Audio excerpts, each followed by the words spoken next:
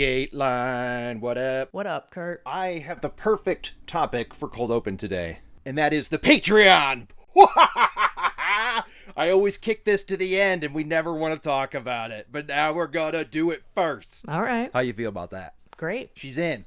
Okay, we got a lot of big plans for the Patreon, but what I want the fans to know is we'd like to get paid for this eventually somehow, but no matter what, there will always be a free version of the pod. It's just when we have enough listeners on Spotify, there will be ads. And then you can go to the Patreon if you want the ad free. But until we reach that ad thing, we're going to bust out a couple bonus apps on the Patreon about shows that we talk about. Not Datelines, but like things adjacent. Mm-hmm. Basically, if it's a show that Kurt's seen and liked and Kate refuses to watch, she's going to have to watch it and talk about it a little bit.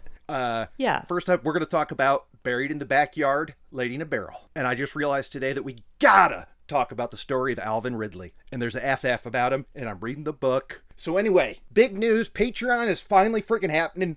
Kateline, weigh in. What do you think? I'm excited. It's going to be you said it's going to be like Dateline adjacent, and it will be any of those true crime shows that are popping off at the moment. But we're also going to do some randos. Oh, yeah. Big time. And that's also, I have merch plans and I have merch stores that are not launched, but I would like a part of the merch or a higher tier on the Patreon. I want to do like a t-shirt club like Venture Bros used to do with their episodes, where like if you join this upper tier once a month, you get a shirt that's based on an episode that month. What do you think, Kate? I think that's a high bar to set for yourself, Kurt, because I know you're the one who's going to be designing these.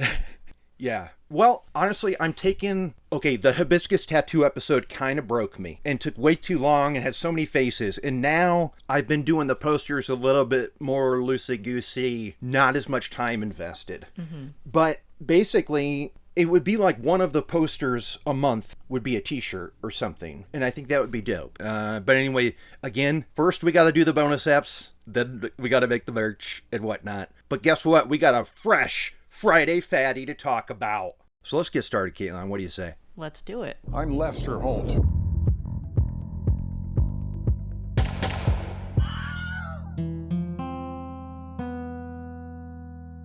Howdy, Holeheads. Kurt Money here, alongside my co-host, Kateline. We are here to talk about the second episode of season 33 of Dateline. An improvement on the first. Give me your take right off the bat. Oh, wait. Yeah, go ahead. I'd say it was an improvement. Yeah, I had texted you, this is more of our speed for a Friday Dateline, because there were like twists and stuff. I didn't, yet again, I found myself going, is that a world-changing twist? Probably not. There were two options for what the outcome could be for that person. But it's still, I thought it kicked off to a great start. And guess what? It's hosted by our boy J Mank.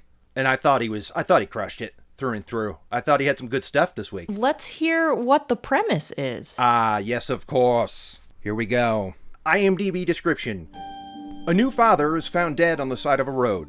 Then the shocking stabbing of a young woman in broad daylight leads police on a high-speed chase. That's good. I like that one. Not bad. I always forget about that high-speed chase, but I'm glad I'm glad it made the description. Here's Josh Mankiewicz with Wrong Turns. So where does this one start off? We are in Riverside, California, 2016.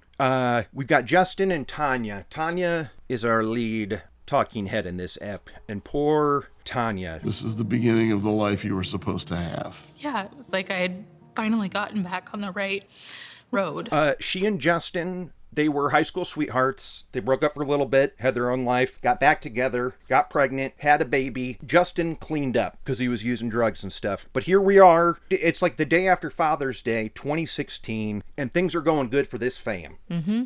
And then Justin's wife gets a Facebook message from Bailey Sharp, a mysterious woman who has a lot to say. Tell us about this chat. Tell us about Bailey and what she wants with Tanya. So Bailey starts off these Facebook messages implying that Justin might have fallen off the wagon, that she knows him. I think she says they work together and he is using again. And she's trying to get Tanya to agree to come out and meet her. And it's unclear why, I guess, just to talk about Justin and girl to girl, like tell her some things that are going on that she thinks she should know. Yeah. And She says that. She says woman to woman, which is... She wanted to talk female to female. that's when you hear that, it's like, oh, is Justin cheating on me? Is that also where this is going? But Tanya does not go out to meet her. Cold. She can't because she's got the baby and she's not going to leave the baby at home. She's at her mother's house, but Yeah. she's not going to just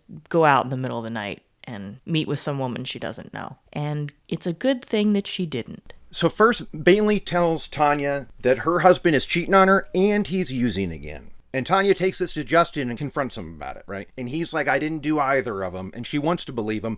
But the using thing is tough because it's not like he's, you know, an alcoholic or whatever. I mean, look, addicts are addicts, but this guy sound like heavy stuff, right? When you say using again, I think of like the big ones, right? Heroin. Yeah, or meth or something.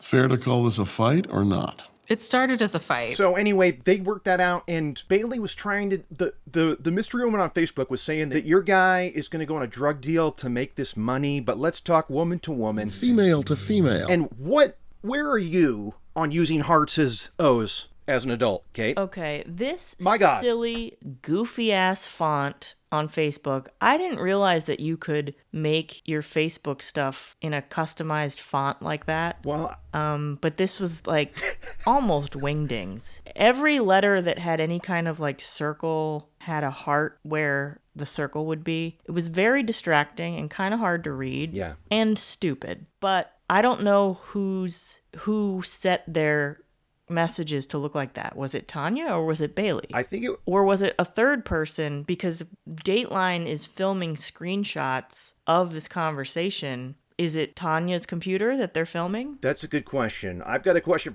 for our resident expert, Kateline. I thought this was because Bailey was an Android user, but it could just be a messenger thing from Facebook. I always blame that font on Androids. I'm not trying, Mac, whatever, but... Well, I think no matter what, even if it was the Facebook desktop messaging, it was for sure on a PC. Absolutely. Okay, so Justin goes to work the next day, but Tanya cannot get a hold of him. She's texting him pictures of their kid, like, hey, look at our cute little baby living life. She's not getting anything back. It's around this time that Justin's parents get a phone call, right? Yes. Justin's parents get a call from the cops. Bad news, your son is dead on the side of a road out in Lake Matthews. I heard him scream. I come flying down the stairs and I'm like, what's going on? What happened? And he goes, he's gone. They tell his sister, Mallory, and Mallory tells Tanya. What's the vibe right now with the fam? They're very confused. This was the middle of nowhere. On the way out to the lake, his car wasn't there. No one understood how he got there. He was just kind of disposed of on the side of the road. They thought maybe he was carjacked and they threw him out and took the car. But what was he doing heading out to the lake? Right. None of it made sense. Yeah, and he definitely had wounds from a previous location. It was like there were gunshot wounds. There were hella knife stabs from two different kinds of knives, so they're thinking two perpetrators. Mm-hmm. And there were defensive wounds on the hands, like he had been arms and hands, like he was fighting off whoever attacked him. So he would have been in a situation where he was able to do that, which may not have been driving a car. Yeah, and now keep in mind, this is the day after these Bailey messages happen, right? So the day after this, Justin's dead in the road. Yeah. The cops talk to Tanya and they want to know, like, is there anybody in his life that hates him? The usual stuff. Anybody want to kill this guy or what? Right? Naturally, she's like, no, he's nice, he's funny. And she offers, I doubt this is it, but you might want to talk to my ex-husband. Right. He's in the military and he's a thrill seeker. That part was funny. Jared struck me as a thrill seeker. So for me, I was like, oh, he did it. Yeah. I mean, he's absolutely... Yeah, at this point, you're thinking he's absolutely involved. Mm-hmm. So they tease this husband. His name is Jared Bischoff. Now, when Tanya and Justin had broken up, Tanya gets married to this guy, and he has all these hopes and dreams and aspirations. He's in the Navy. He loves it. But they get married. He goes off on assignment or whatever. She's at home, bored, and... Listen, we're going to just give you a little taste of what their married life was like. Do you remember what J. Mank was saying? I don't, but I remember hearing that he he kind of wanted them to get married more for the convenience, not really like for the romance. It was more for like tax reasons and like military benefits and stuff, and that they would get a bigger pension or stipend or something if he was married. Yeah. It did not seem like love. No. And wait, hang on. Can you hear that siren? No. Boy, I lost everything. Siren. No, that's what's outside. We are talking about... They're getting married for the benefits and not for love. That's it. And he was a real dick at home. For instance, he would buy size 0 jeans for Tanya. Tanya admittedly says, I've never worn anything close to a 0. And he would buy size 0 jeans as inspiration for her to lose weight. Kateline, we know that you don't like men packing your bags. That is my nightmare. I need to be the one to pack my bag. How do you feel about men buying you clothes that don't fit, silently telling you to lose weight? What do you think? Divorce. Right? Absolutely not. I mean, that's brutal. Have you ever experienced that? Like, or had a friend or something like this? No. Just this Never. ruse of like, here are these clothes, inspiration to lose weight. I mean, that ain't cool. And then he like didn't push her around, but he was mean and stuff. And J-Mink goes, kind of like a doormat that also serves dinner. And I was like, J-Mink, I loved it. Which is a doormat who also makes dinner. I guess. Tanya wasn't on board with it, but I liked that line. So anyway, Tanya thinks the same thing you do. She says divorce. She moves out while he's overseas. She's living back home with her mom. And before Jared gets back from his tour, she is with Justin and has a baby, or is pregnant. But they are not divorced. And he clearly is spinning wheels. He does not want to do it. No, they're still waiting for Jared to sign the papers. But it was taking a while.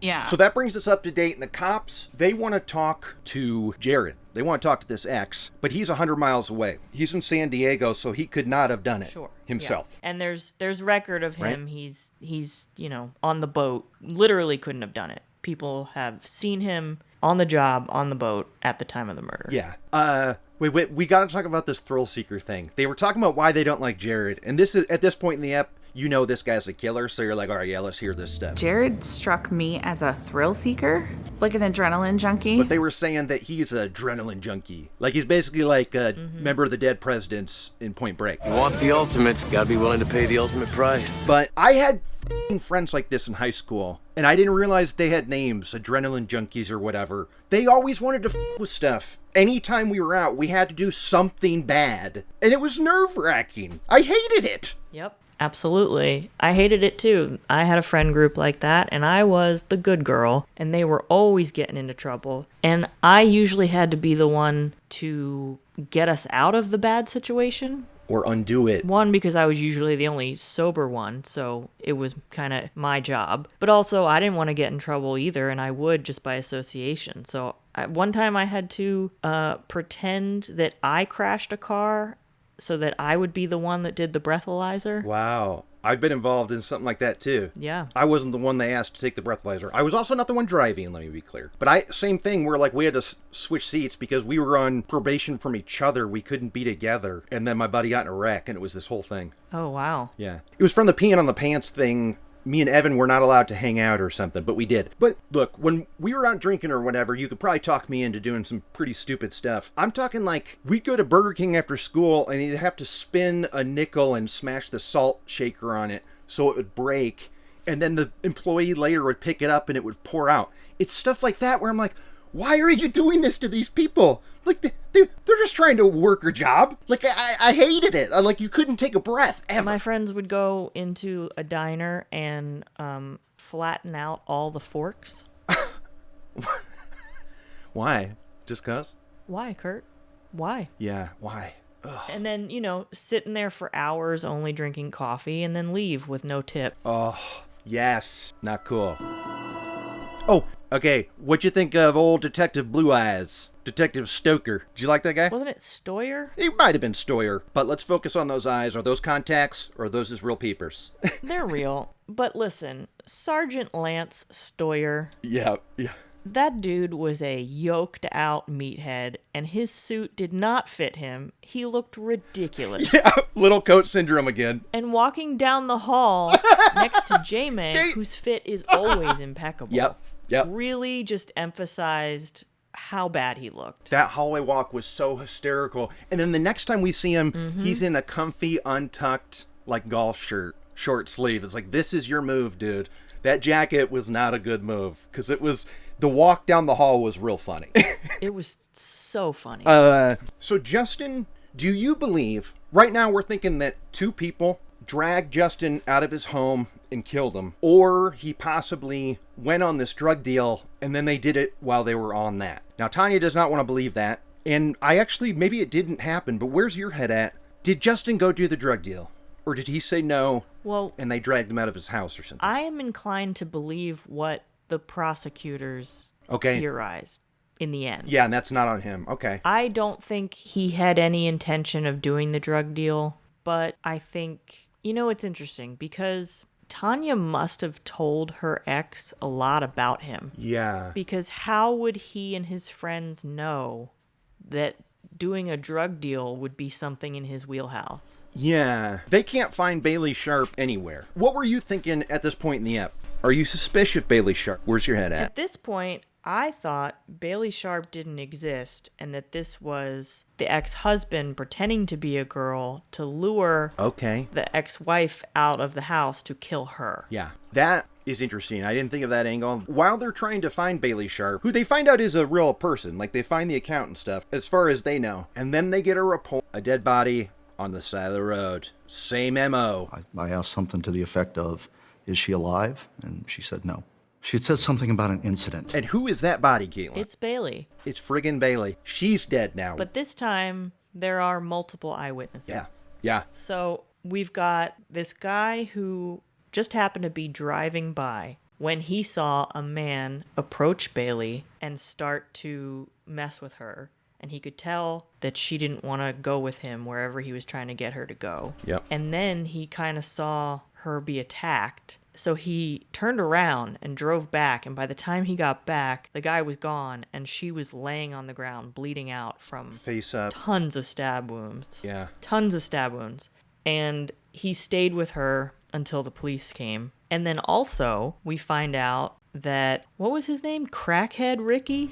No, Alcoholic Ricky, please. Alcoholic Ricky. Show old Ricky some respect. Alcoholic Ricky worked at a hookah lounge. This kid Ricky had actually gone with her to meet this guy, and he was staying far away and watching. Maybe a little too far away. Maybe posted it up a little too far. A little too far away, because he couldn't get to her in time to help her. Not that he would have been able to do anything. He was a tiny little kid, and this guy who was attacking her was much bigger. Yeah. So he couldn't do much, but he did tell the police in his interview that he recognized the guy. So he did know him. He didn't say who it was, but he said he recognized him. Right. And so the cops, I feel like this is another app where wires get crossed or jurisdictions get crossed, because Detective Blue Eyes is caught real off guard when he's interviewing Ricky and finds out that Ricky witnessed Bailey Sharp's death. Mm-hmm. Do you remember this? And he literally goes, no shit.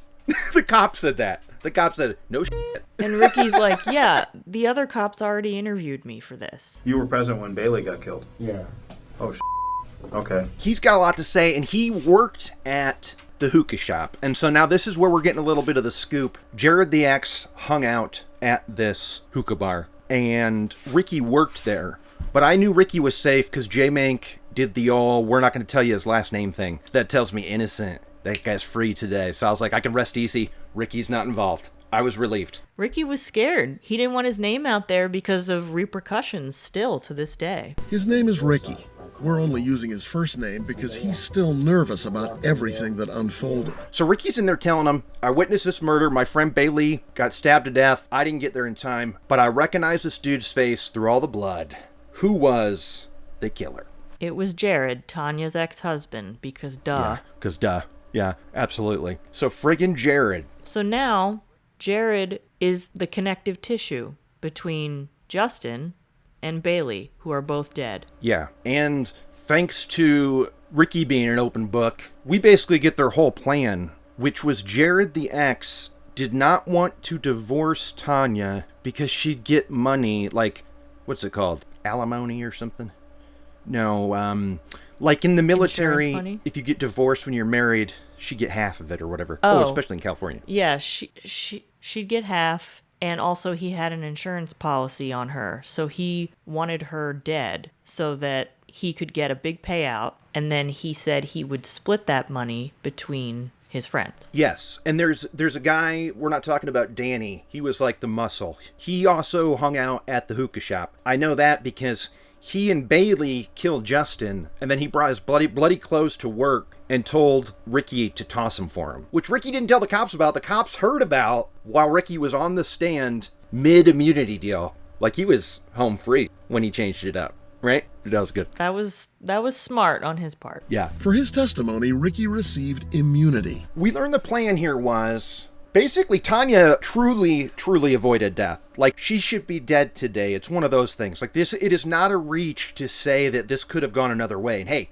let's give a shout out for Wrong Turns, because Tanya made the right one by not going outside. Because Bailey was hitting her up like you're saying, come outside, talk to me, we got to talk about Justin, blah, blah, blah, blah. She said, no way, I got a baby in here. They were out there waiting with Justin in the car, all bloody, right? Yes. I mean, this is all going down at the same time. So this is what the prosecutors theorized, that when Justin left Tanya's house, he kissed her goodbye, he walked outside, and because these kids were idiots, instead of just letting Justin go, they grabbed him, thinking they could use him to further lure Tanya outside. Made no sense because now they have another witness. So then they're like, all right, we got to kill him. So they stab him and they drive him off and shoot him and abandon him. But then Jared finds out that they messed up the plan so bad that he kills Bailey. Yeah. Because she's a loose end. And which is funny because the most important part of his kill plan was Tanya. And Tanya is still alive. So before you clean up your tracks, bro, I mean, right? I mean, Jared, like J-Make even says, we got some dum-dums here. He didn't say it just like that? Yes. And I think he didn't say it like that because he interviewed Bailey's parents. Bailey's parents. So this story had some different perspectives because her parents were up in, was it Oregon or Washington? Seattle. They are told that their daughter was stabbed to death. They're heartbroken. They're scared. They don't know what happened, and neither do the police at this point. And they're thinking that, their daughter is a victim. They didn't know that she was actually also a murderer. And they don't find out that fact until mid-trial. Brutal. Okay? Isn't the trial years after? It's not like the trial happened right after the murder. Yeah. Okay? Justin's family, who'd waited 8 years for justice, sat through every day of the trial. They went a long time mourning the murder of their daughter. And then they're like talking to the prosecutor on the phone or something. And they say something about that paints Bailey as the perpetrator. And they're like, whoa, are you saying our daughter was involved? And they're like, whoa, what do you want to know? Everything? And I said, wait a minute. Whoa. Did my daughter have a part in this? And I got that uncomfortable silence. I knew. I really had to hand it to these parents because they agreed to be on Dateline and they didn't shy away from it. And they were like, we're not going to pretend like our daughter didn't play a part in this. We're still going to mourn her. We love her, but she did do this. And I thought that was really an impressive thing for them to do. They came off really well, I thought. They did because, look, Bailey's dead. They could have convinced themselves that she was a victim and she got pulled into this unknowingly. Like, we've seen parents, reform history of their evil kids in the past. Like one, for instance, with the weird nose and stuff. I was thinking of those parents a ton when they were like, this isn't our son because this guy in this video has his nose broken 10 times. Remember those loonies? Right. That's delusion. Yes. Something's going on with the nose. These people accepted it and were like, our daughter was one of the killers and it sucks. And it truly... And they understood that she had been struggling herself with addiction and... Ziplining accidents. Moving down there was probably not a good idea. Right, ziplining, which made her start to depend on painkillers, and we all know that that road. It's not great. It's a slippery slope into addiction, and I think they've wrestled with a lot, and they've come out on the other side. Yeah. And the mom was real pretty, too. I thought so too. I thought the mom was real pretty. Yeah, she's real pretty. I was debating saying it. Yeah, I liked her big forehead. Oh, I liked her hair. Hey, shout out to the dad, okay? He's like a cop or something. He's not as good looking as his wife, but he was a nice guy, and he's part of these things. that we're given. But wait, we got to talk about Bailey growing up. She had to quit sports because of diabetes and lupus. And then she has a ziplining accident. Have we discussed ziplining? Because I have an opinion on it. Go ahead. The juice ain't worth the squeeze. The climb and walk up is not worth that little ride down. Sorry, it's not equal. What do you think? But what if you are like in the jungles of Costa Rica and you take a bus up to the top of the jungle and then you zip line for like 20 minutes down? That sounds terrifying and awesome. I guess I'm assuming she went on the zipline rides that I've been on, which are like right outside the city and stuff. Yes. And like it was a work event, and I was like, no, I'm not doing this again. You say I can go again? Isn't it always? It's always a work event. Yeah. I turned down a zip lining opportunity on one of my recent government trips. Of course. I mean, of course you would. I would be shocked had you gone on it. Now, like what you were saying, the Costa Rica stuff, if it was in like a foreign land, that would be dope, and I would go ahead and squeeze that juice. I did it in Mexico. But Bailey's in a lot of pain, and a friend says, hey, have you, I got something you can try. Heroin. Like, it was presented in a really funny way of like, have you ever tried this stuff called heroin? It might make you feel better. Soon she was searching for something stronger. And someone had said, well, you should try this, which wound up being heroin. And she did it. And how old was she? Like 14? I don't know. She looked it. Yeah. She looked it. And it's ironic because Justin also struggled with heroin when he was a kid, when he was a teenager. And didn't Tanya say, when it happens that young, it's even harder to kick it? I believe that. It kind of rewires the brain and you're still growing and developing as a kid, and to introduce drugs that early, it just almost never course corrects. Yeah, and I think we got to give Justin a lot of credit because he stopped when the baby was born, and by all accounts he did actually stop. That you got to give mad props for that, because all I know is kids are impossible. Mm-hmm. And I feel like if I ever had a kid, I'd definitely at least start smoking again. I'd need some sort of vice to retreat to. So I got to give props to old Justin here. That's all. Yeah, he stepped up. All right, so where are we at? So this was the turning point. Once we figure out Bailey's dead and Jared did it, then we kind of coasted, because it's kind of like everything's done, so, right? It was kind of like the second half. Yeah, there were no other twists. It was just the trial and then the prosecutor giving us the timeline of events and what they thought happened, and it all made sense to me. Maybe some of it's not quite accurate, but the overall gist of it makes sense. Yeah, and after last week's 3-year sentence for that, I'm pumped that we got a good old classic back-to-back life sentence. Nobody's going anywhere, right? Both these guys, dual trial. They're not sitting at the same table. They're sitting at different tables in front of each other. What'd you think of that? That was wild. So this is Jared and Danny, the accomplice. Yeah, Jared and Danny. And Danny was the muscle. The muscle and the pro. And the cops were impressed because when they said, hey, why did we find DNA in this car that doesn't belong to you? And he's like, because I steal cars, guys. Too smart for you. That was good. But he wasn't smart enough because he is in jail. My God, are we at lists? I mean, I can't think of anything else. Future Kurt here. I got something to add.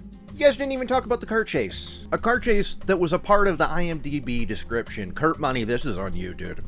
Because he's the one who has opinions on them, because here's the deal. When the Kurts were in LA, it was like must-see TV if there was ever a car chase. Like, if my friends and I were around, we would stop everything, watch this friggin' chase on the news, and I feel like it's like residual OJ stuff, where we remember, where it's like we're always chasing that high. Anyway, this one was like 4 hours long, ended with no deaths, so that's cool. Anyway, car chases happened. Also, you'll notice that right now, Kurt Money's mic has a little hum. We are living that RV life.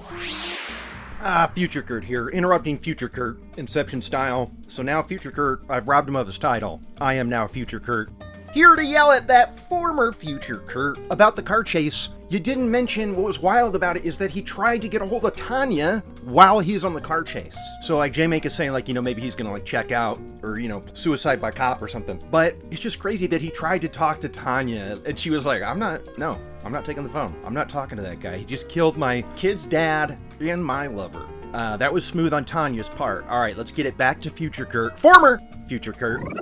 and we did not realize how close the fridge was to the microphone. So I think that's the hum from the fridge, but we got one of the Kurtz on it. And that won't happen next week. But anyway, back to the show and these dum-dums who didn't even talk about a car chase. You know what was cracking me up? What's that? J-Mank doesn't often have bad voiceover. Okay, yep.